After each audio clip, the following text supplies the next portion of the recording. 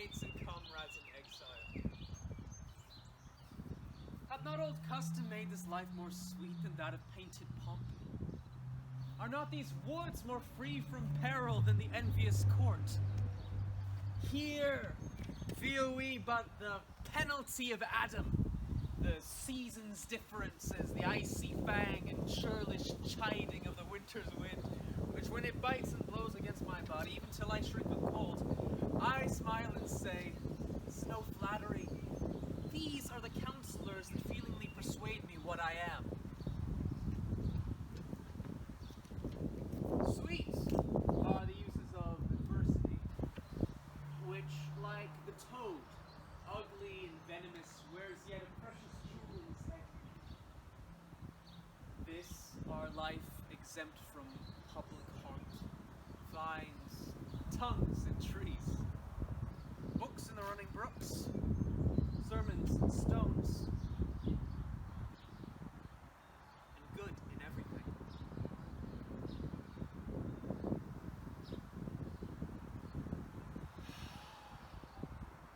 I like this place. I willingly waste my time in it. And therefore, sit you down in gentleness, and take upon what help we have that to your wanting may be ministered.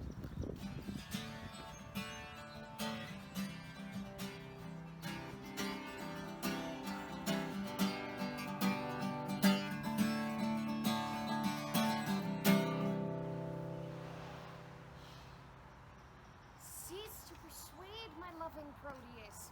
Home-keeping youth hath ever homely wits. Were it not affection chains thy tender days to the sweet glances of thy honored love, I rather would entreat thy company to see the wonders of the world abroad, than living dully sluggardized at home, wear out thy youth with shapeless idleness. But since thou lovest, love still, and thrive therein, even as I would when I to love begin. Yet, writers say, as in the sweetest bud the eating canker dwells, so eating love inhabits in the finest wits of all. And writers say, as the most forward bud is eaten by the canker ere it blow, even so by love the young and tender wit is turned to folly, blasting in the bud, losing his verdure even in the prime, and all the fair effects of future hopes. But wherefore waste I time to counsel thee that art a votary to fond desire? Once more adieu. Now, let us take our leave. To Milan, let me hear from thee by letters of thy success in love, and what news else betideth here in absence of thy friend. And likewise will visit thee with mine.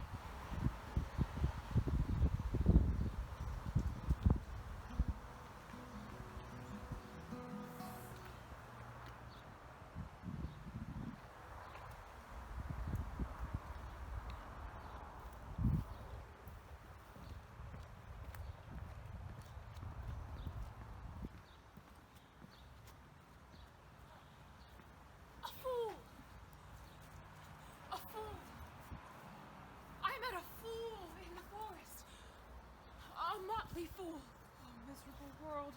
As I do live by food, I met a fool who laid him down and basked him in the sun and railed on Lady Fortune in good terms, in good set terms, and yet a motley fool.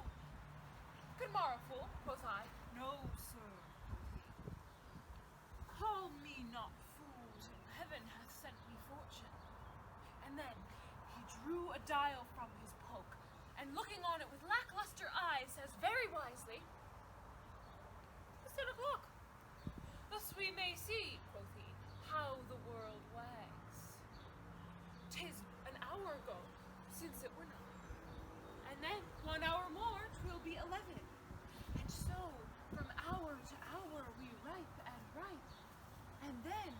from hour to hour we rot and rot, and thereby hangs a tale.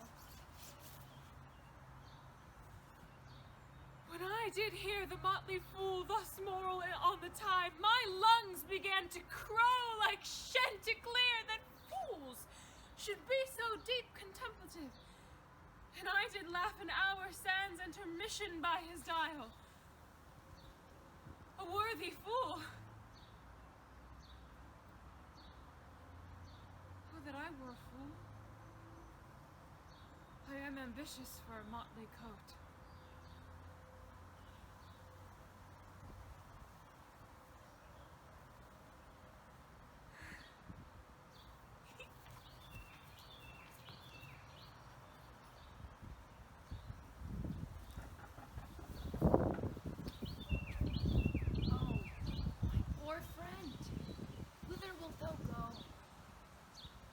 I charge thee. Oh, my poor friend, whither wilt thou go? I charge thee, be not thou more grieved than I.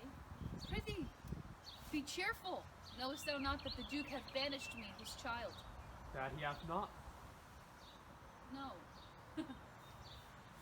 Hath not. Rosalind lacks then the love that teacheth thee that thou and I are one. Shall we be parted? Shall we separate, sweet one? No. Let my father seek another heir, and therefore devise with me how we may fly, whither to go, and what to bear with us, and seek not to take your change upon you, to bear your griefs yourself and leave me out. For by this sorrow's pale now, at our gate. Say what thou canst. I will go along with thee.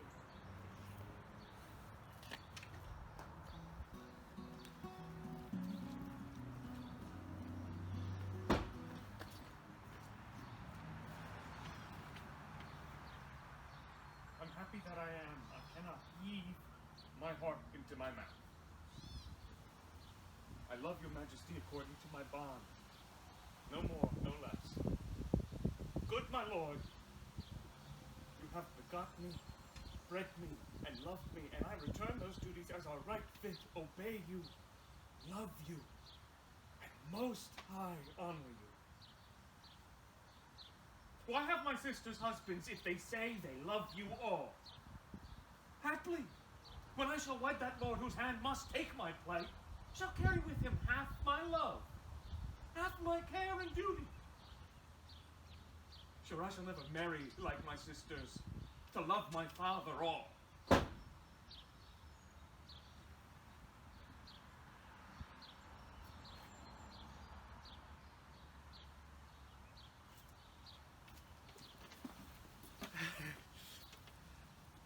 I bet you know the words to this one.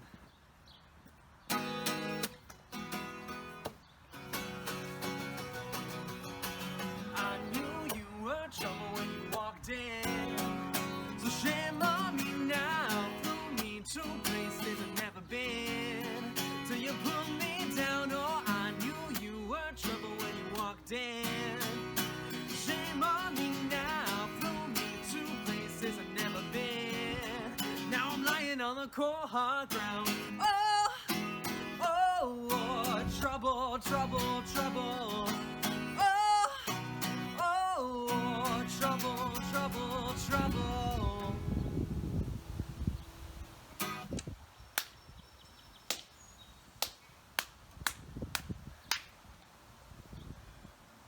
I do much wonder that one person, seeing how much another person is a fool when they dedicate their behaviors to love, will, after they have laughed at such shallow follies in others, become the argument of their own scorn by falling in love. And such a man is Claudio. I have known when there was no music with him but the drum and the fife. And now, would he rather hear the tabor and the pipe?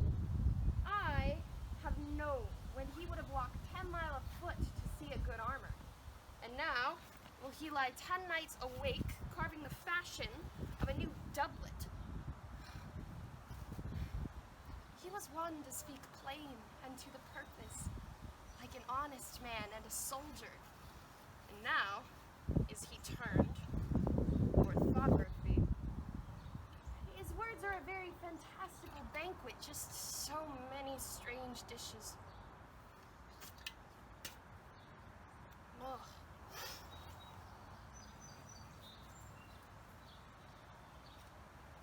Will I be so converted and see with these eyes?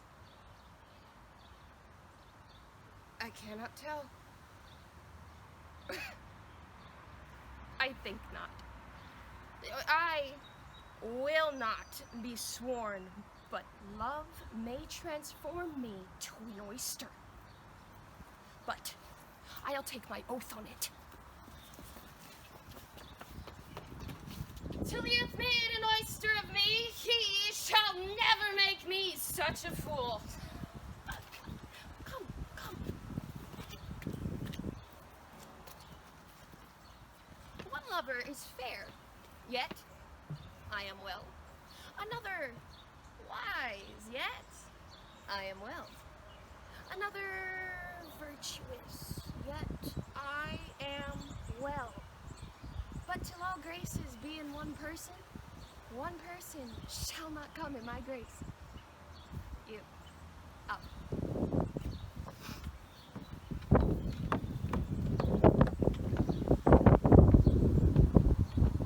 Rich they shall be, that's certain. Wise, or I'll not. Virtuous, or I'll never cheat them. Fair, or I'll never look on them.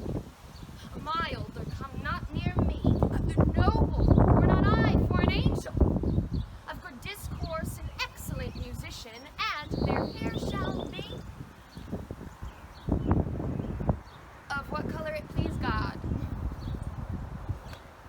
Oh, Monsieur Love, I will hide it in the arbor.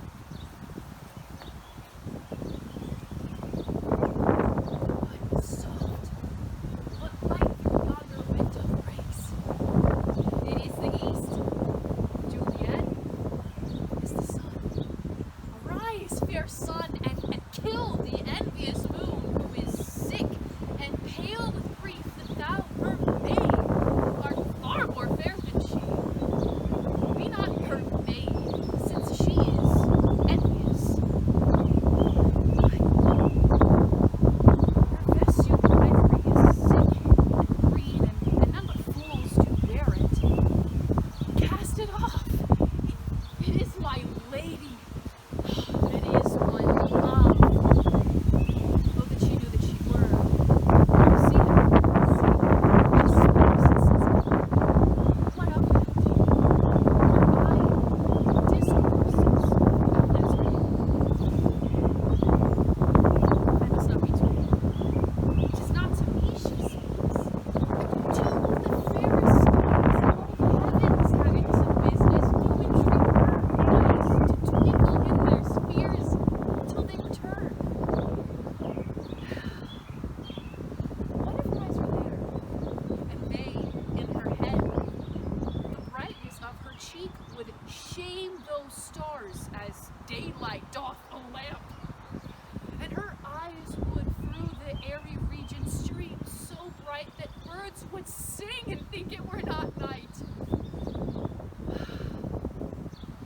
how she lays her hand upon her cheek. Oh, to be a glove on that hand. Oh, to touch that cheek.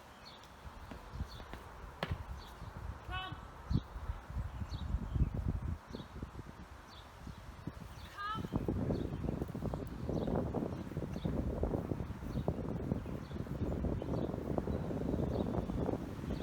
Thou art as hot a jack in thy mood as any in Italy, and as soon moved to be moody, and as soon moody to be moved.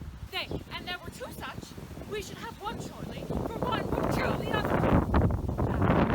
Why, thou wilt quarrel with man hair more, or hair less in his beard than thou hast. Thou wilt quarrel with a man for cracking nuts, having no other reason but because thou hast hazel eyes. What eye but such an eye would spy out such a quarrel? Thy head is as full of quarrels as an egg is full of meat, and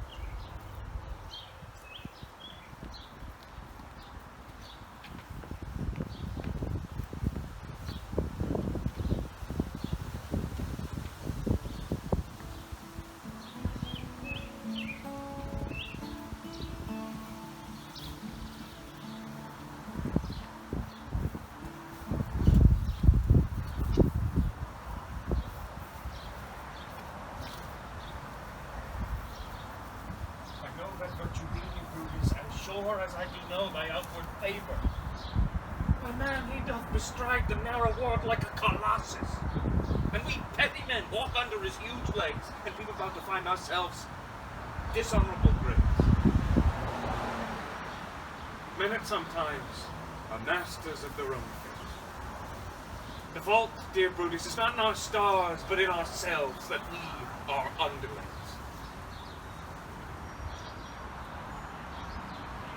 Brutus and Caesar. What's in that Caesar? Why should his name be sounded more than yours? Write them together, yours is as fair a name. Sound them, it doth become the mouth as well. Weigh 'em, it is as heavy. Conjure with them. Brutus will stir a spirit as soon as Caesar.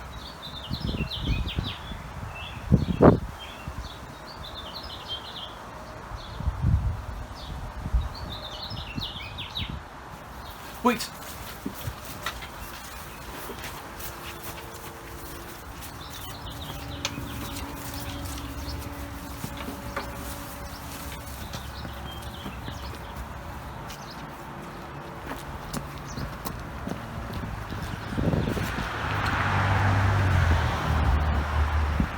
Give me your pardon, sir.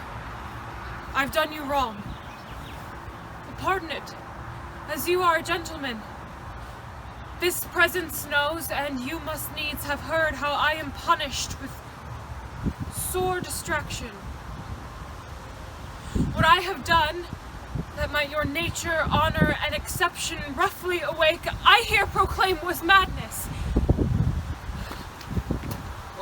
Was it Hamlet, wrong Laertes? For Hamlet? If Hamlet from himself be ta'en away, and when he's not himself does wrong Laertes, then Hamlet does it not. Hamlet denies it. Who does it then? His madness. If it be so, Hamlet is of the faction that is wronged. His madness is poor Hamlet's enemy. Sir, in this audience, let my disclaiming from a purposed evil free me so far in your most generous thoughts, that I have shot mine arrow o'er the house and hurt my brother.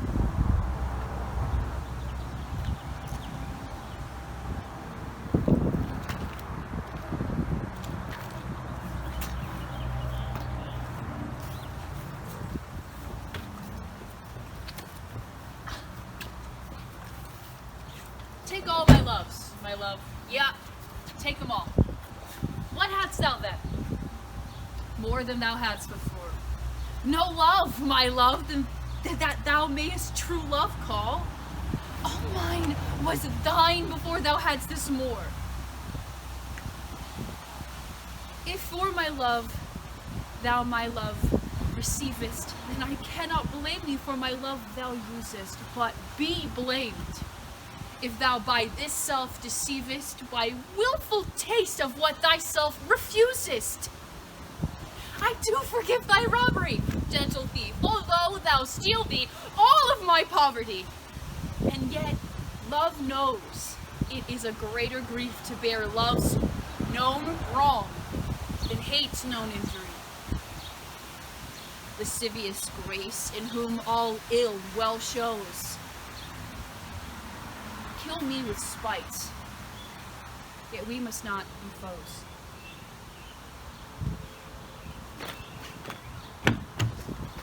Go.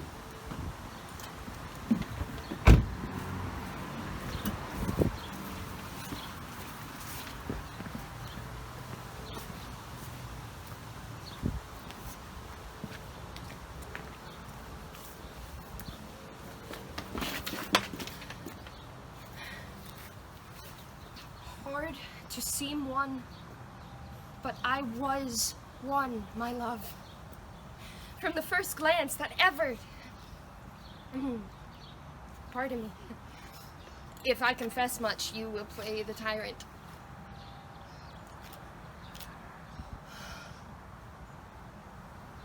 I love you now, but not till now so much, but I might master it. In faith I lie, my thought us were like unbridled children grown too headstrong for their parent. See, we fools. Why have I blabbed?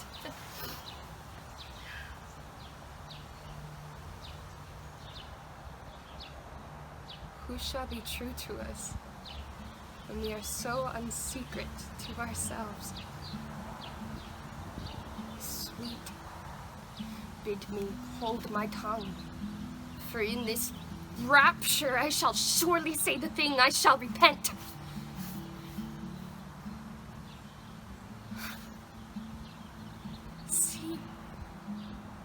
See, your silence, cunning in dumbness, from my weakness draws my very soul of counsel.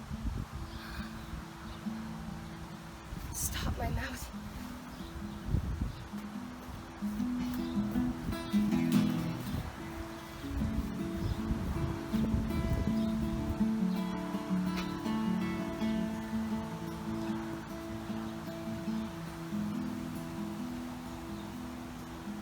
Oh, make me a willow cabin at your gate. Call upon my soul within the house.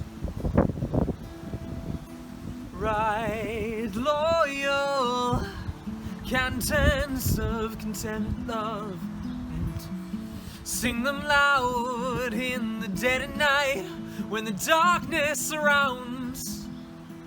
Hallelujah, your name to the reverberant hills and make the gossip of the air cry out your name. Cry out my name. Cry out our names. Cry out our names. Oh, you should not rest between the elements of air and earth, but you should pity me. You should pity me. Oh, you should not test the relevance of eloquence, but you should pity me. But you should pity me and cry out our names.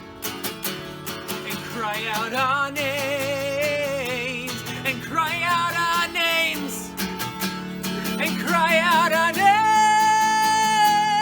Oh, make me a willow cabin at your gate, and pity me, and pity me, and pity me.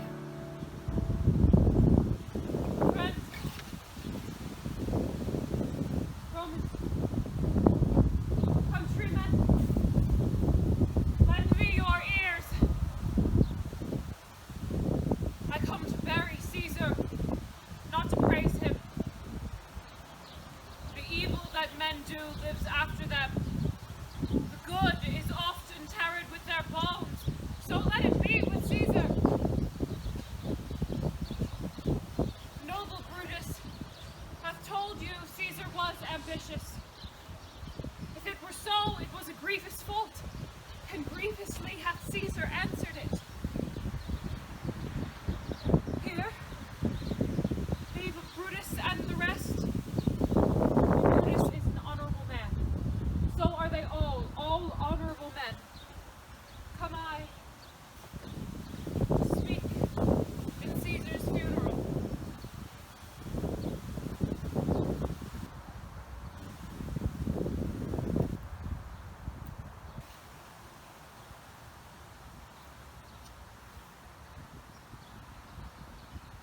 He was my friend,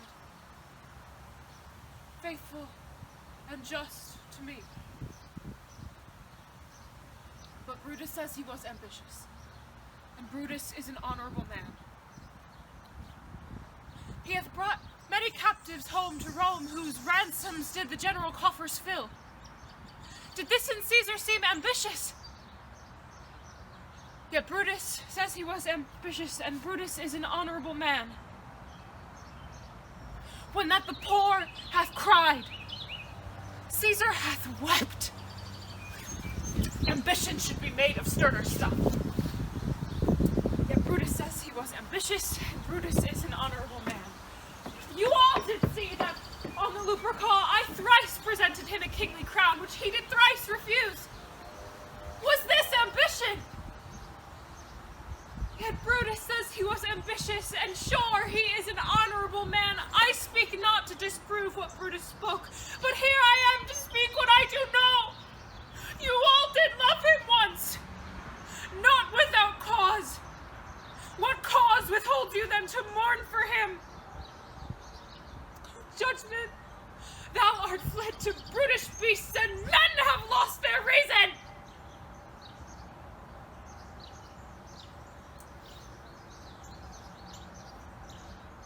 Bear with me. My heart is in the coffin there with Caesar, and I must pause till it come back to me.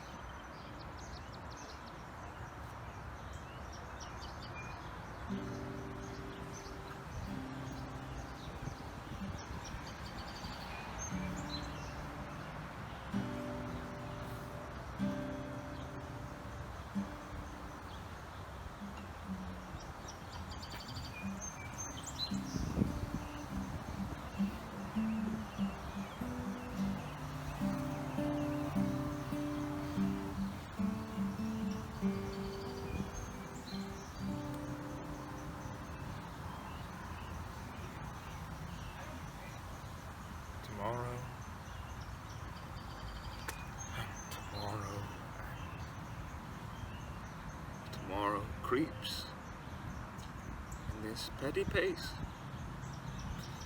from day to day, to the last syllable of recorded time. And all our days have led fools the way to dusty death.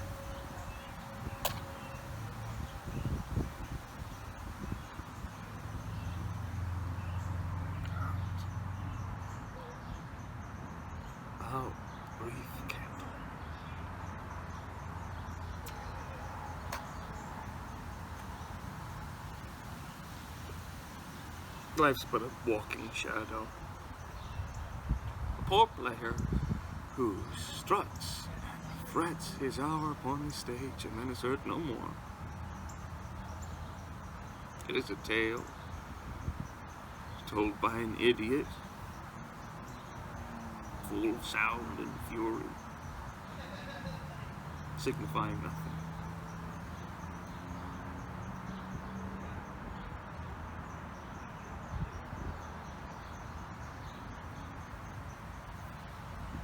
Horatio, now our Ian is just the one as aired my conversation copula. And I do not think I flatter. For what advantage may I hope from thee that hath no residue with thy good spirit to feed and clothe thee? Dost thou hear me? Since my good spirit was mistress of her choice and could of all distinguish, her election hath sealed thee for herself. For thou hast been as one in suffering all that suffers nothing. A one that fortune's buffets and reward has ta'en with equal thanks. And blessed are those whose blood and judgment are not so well commingled that they are a pipe for fortune's fingers to sound what stop she pleases. Aye.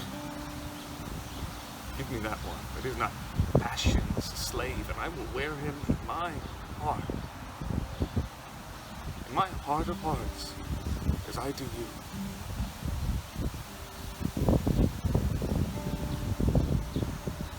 Something too much of this.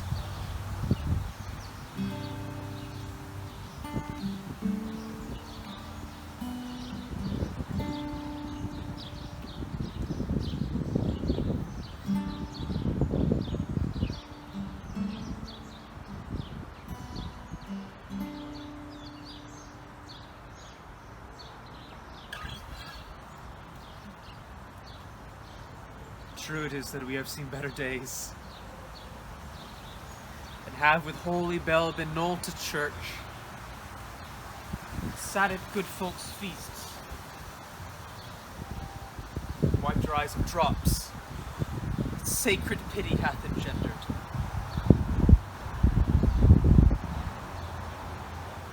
Thou seest we're not all alone unhappy.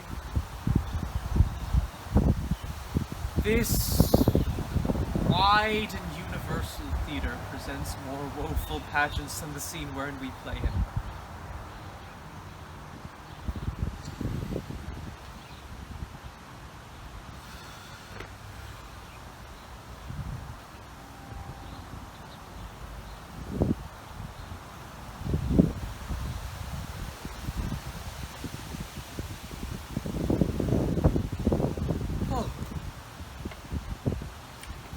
Let me not to the marriage of true minds amid impediments.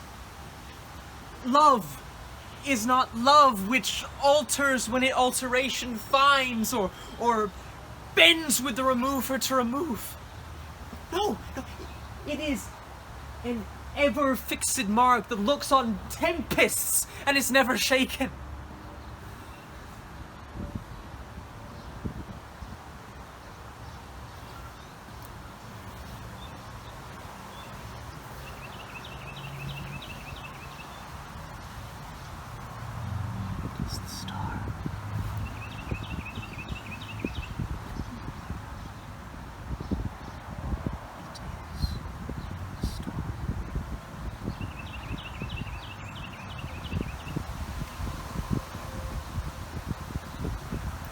It is the star to every wandering bark. Its worth's unknown, although its height we take. Love is not time's fool. No rosy lip and cheek within its bending sickle's compass come. Love alters not in its brief hours, weeks. Wears it out, even to the edge of doom.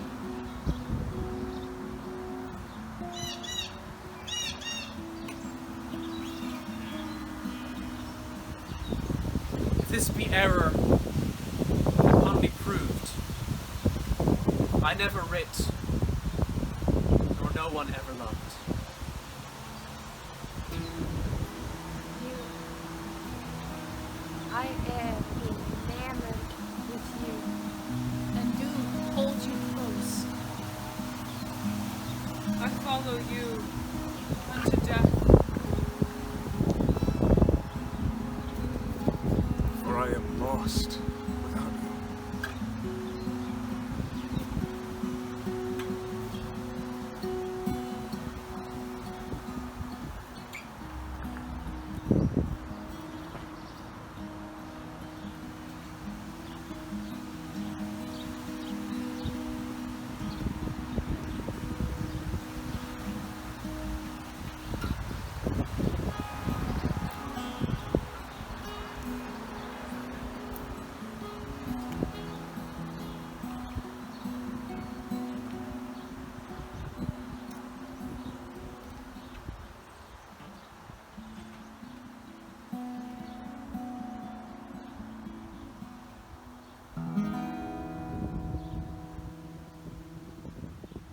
The rest is silence.